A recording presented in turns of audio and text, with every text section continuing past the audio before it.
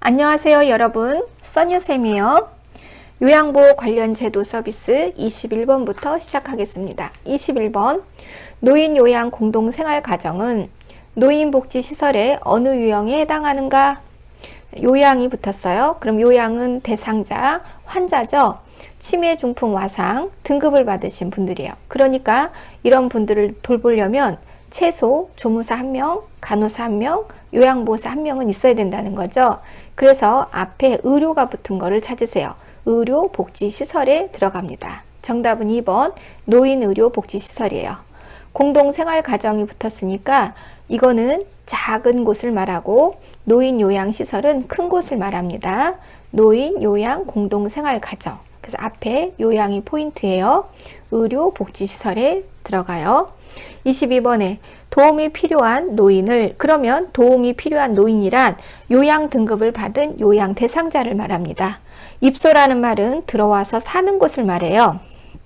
그래서 입소시켜서 일상생활에 필요한 편의를 제공함을 목적으로 하는 노인복지시설, 도움이 필요한 노인이 요양 대상자니까 이 요양 대상자를 모아놓은 곳이니까 이 5개 중에서 요양이 들어있는 말을 찾는데 가정과 같다는 말이 없기 때문에 큰 시설을 말해요. 그래서 정답은 2번에 노인 요양시설이에요.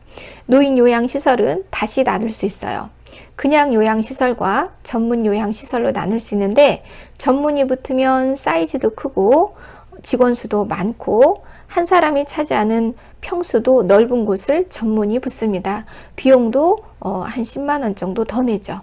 근데 앞에 이제 공동이 붙으면 공동은 딱 9명까지만 모시고 사는 아담한 곳을 말하죠.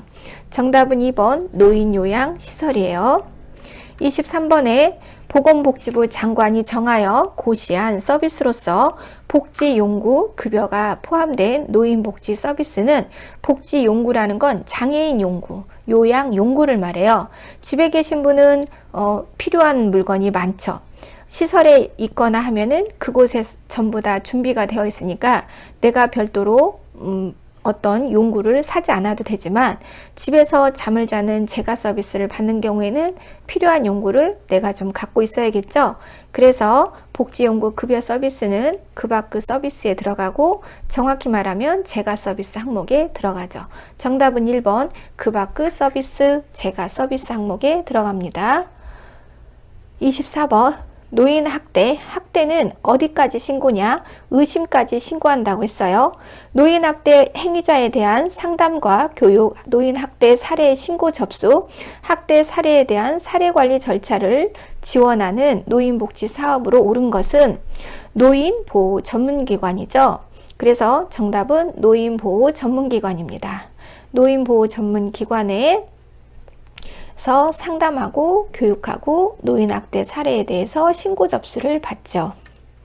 25번 일상생활이 어려운 노인 등에게 장기요양급여를 제공함으로써 노후의 건강을 증진해서 삶의 질을 올리고 생활안정을 도모해서 결국에는 삶의 질을 올리는 거.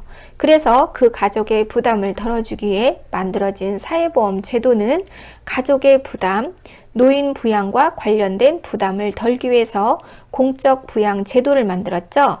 우리는 이것을 줄여서 노장법이라고 합니다. 정답은 노인을 장기적으로 요양에 대해서 갖고 가는 보험 제도, 노인 장기 요양 보험이에요. 자, 요양이란 치매, 중풍, 와상, 수발이 필요한 사람을 요양 대상자라고 부릅니다. 26번에 노인 장기 요양 보험 급여를 받을 수 있는 대상자로 오른 것은, 이 문제는 반드시 시험에 나오게 돼 있어요. 한 문제. 그러면 이런 문제가 나오면 5개 중에서 어떤 사람을 찾느냐? 수발이 필요한 대상자를 찾으세요. 수발이 필요한. 그러면 1번 치매로 신체 활동이 어려운 50세 남성. 비록 나이는 65세 노인이 아니에요. 노인이 아니지만 치매가 있어요. 인지장애가 있어서 스스로 신체 활동을 할 수 없어요. 누가 봐도 누군가의 손가발이 필요하죠. 그러니까 대상자가 될 수 있는 거예요. 정답은 1번 치매로 신체 활동이 어려운 50세 남성은 요양 대상자가 될 수 있다. 하지만 교통사고로 신체 활동이 어려운 60세 여성, 60이기 때문에 대상이 될 수가 없어요. 자, 그 다음에 파킨슨 질환이지만 거동이 가능하다는 문장이 앞에 있죠. 그래서 70이어도 대상자가 될 수가 없어요. 뇌경색으로 병원에 입원 중이죠. 중이라고 했어요. 아직 결과를 모르죠. 그렇기 때문에 대상자가 될 수 없어요. 당뇨병 치료를 받고 있으며 일상생활이 가능한 80세 남성. 자, 일상생활이 가능하다는 문장이 앞에 있죠. 그래서 80이든 90이든 이분은 대상자가 될 수 없어요. 이런 문제는 반드시 한 개가 나오는데 이런 문제가 나오면 당황하지 말고 수발이 많이 필요한 대상자를 찾으시면 됩니다. 별표 하나. 27번에 장기요양급여 대상자로 인정받을 수 있는 노인성 질병에 해당되는 것으로 옳은 것은, 그러면 이런 문제도 역시나 어떤 사람을 찾느냐, 수발이 필요한 병을 찾으세요.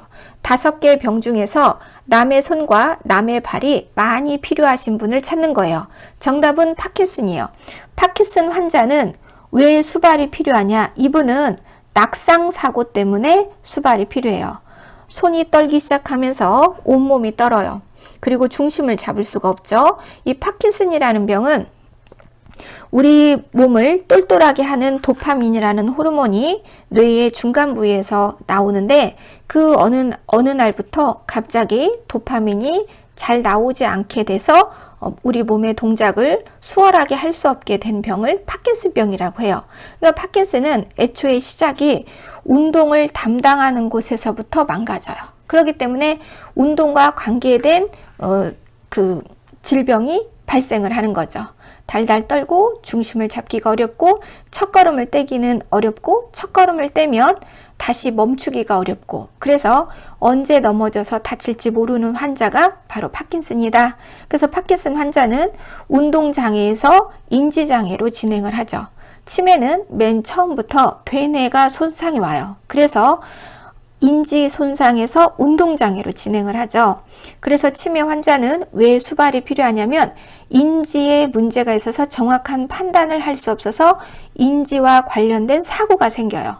기억력 장애, 이런 그 정확한 판단력과 관련된 장애가 생기면서 사고가 생기는데, 그래서 파킨슨병 환자와 다르게 진행을 하기 때문에 치매 환자는 인지와 관련된 수발이 필요하고 파킨슨 환자는 낙상사고와 관련된 수발이 필요하게 된 거죠.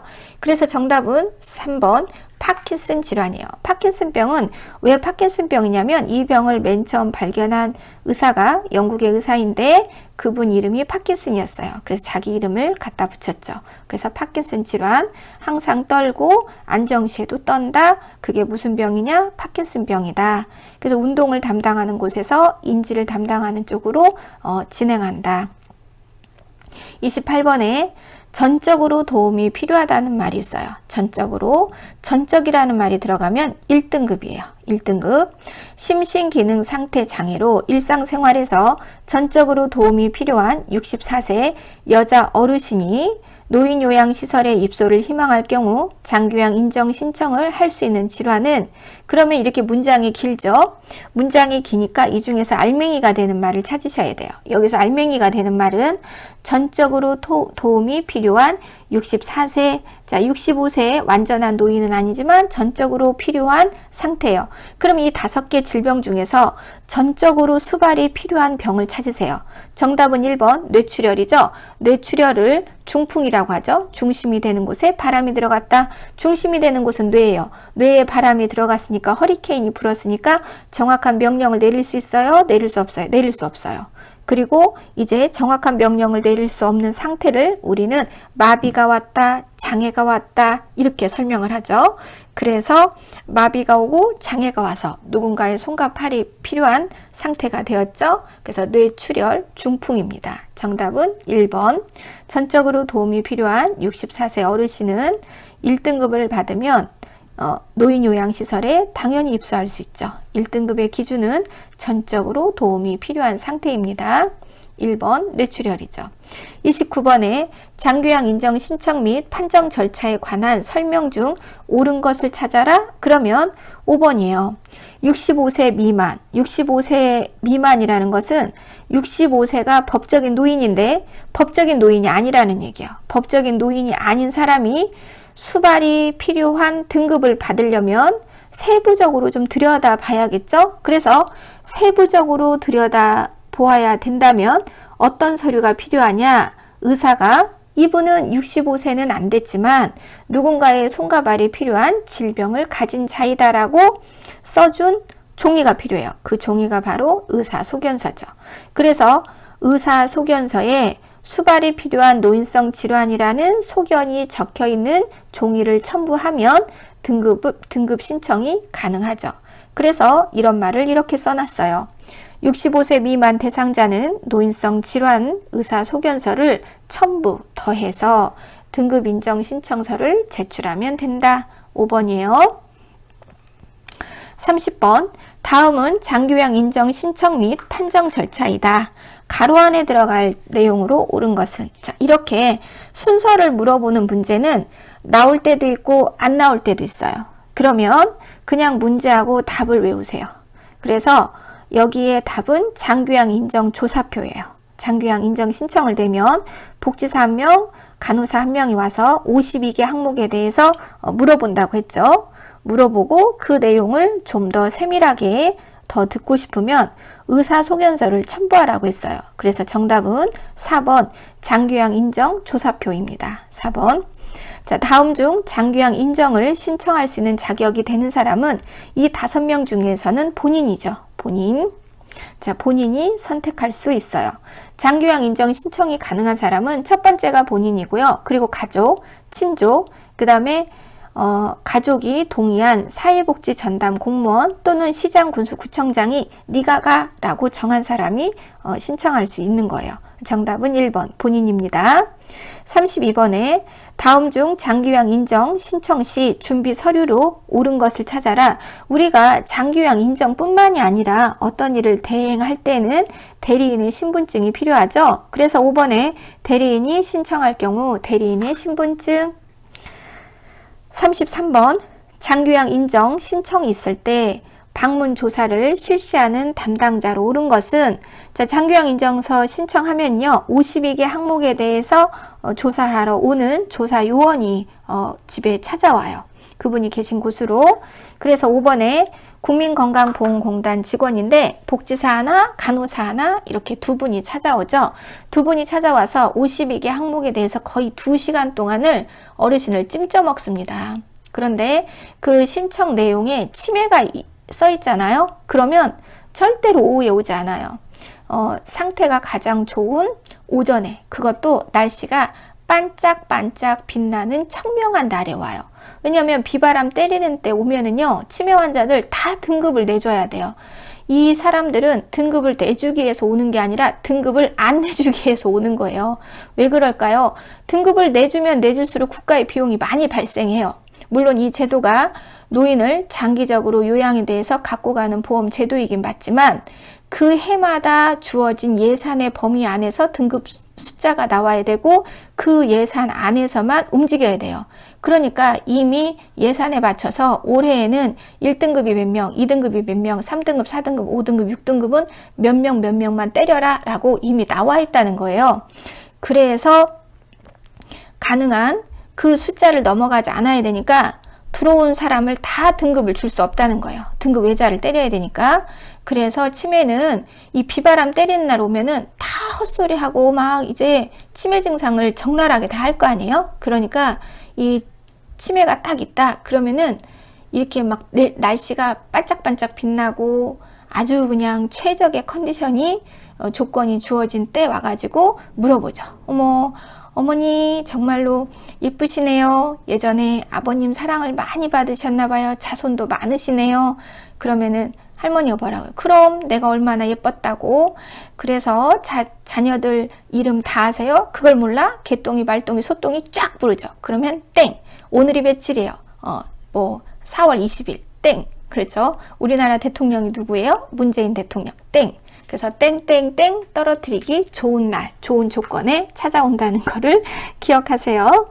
자, 34번에 다음 중 장기요양 등급을 최종 판정하는 심의기구로 오른 것은 이 조사한 조사표를 가지고 등급판정위원회를 열어요. 그래서 개똥이, 말똥이, 소똥이는 1등급, 2등급, 3등급을 땅땅땅 때리고 안타깝게 약간의 점수 부족으로 외자가 나왔습니다 하고 외자를 딱 때리는 거, 그걸 뭐라고 하냐? 등급판정위원회라고 해요. 정답은 1번 등급판정위원회입니다. 35번 장기요양 인정 신청서를 제출한 날로부터 며칠 이내에 결과를 알려줘야 되냐, 완료해야 하는가? 장기요양뿐만이 아니라 우리가 어떤 민원을 넣으면 모든 민원에 대해서 결과를 알려주는 것은 30일이에요. 그래서 30일 이내에 완료를 해야 된다. 3번에 30일입니다. 36번 장기요양 등급 판정에 포함시키지 않는 항목으로 오른 것은 자기개발 항목은 없죠. 간호처치, 인지, 행동변화, 신체 기능 이런 것들은 있죠. 재활. 근데 자기개발은 없어요. 포함시키지 않는 항목은 자기개발입니다. 37번에 일상생활 수행능력 평가 항목으로 옳은 것을 찾아라. 그러면 일상생활 수행능력이라는 것은 스스로 할 수 있는 능력이 어디만큼 되느냐죠.